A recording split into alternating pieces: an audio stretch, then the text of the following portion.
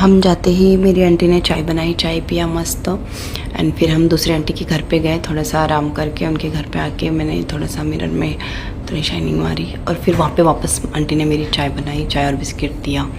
फिर हम बहुत थके थे। फिर वहाँ आंटी ने मेरी बिरयानी बनाई, इतनी टेस्टी बिरयानी बनाई थी मेरी आंटी। अगर आपको बिरयानी का ब्लॉग चाहिए तो बता देना, मैं पोस्ट कर दूँगी। फिर हम उसके बाद मैंने कुछ नहीं किया था, मैं खाना खा के सो गई थी। फिर सुबह उठ के इतनी थकी सी उठी थी मैं। उसके बाद उठ के थोड़ा सा फ्रेश हुई, चाय वाय पिया। फिर मेरी आंटी की लड़की के साथ थोड़ा सा खेला। और फिर मेरे क्या बोलते मेरे खालू ने ना अनार लेके आए थे, फिर हमने वो खाया। और फिर थोड़ा सा बाहर आ गए थे। सुबह सुबह का ही टाइम था बट इतना अच्छा क्लाइमेट था।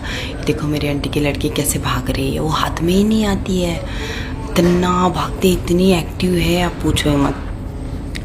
मुझे ऐसा लगता है ना कभी कभी काम से ब्रेक लेके, थकान से ब्रेक लेके गांव जाना चाहिए।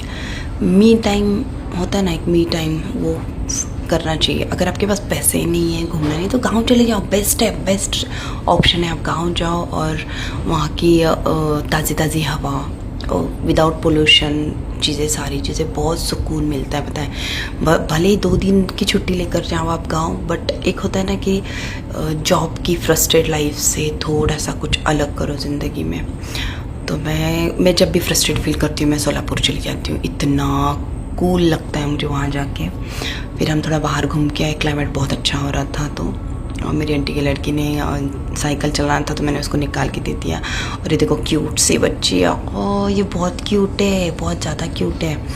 और ये टेडी से खेल रही थी, जैसे मैंने उसको बोला ना इधर लेके आई, वो पाले बोले तो उसने पाल लिया, उसको मार बोले तो उसको मार रही थी। कैसे समझता है ना छोटे बच्चों को सब कुछ।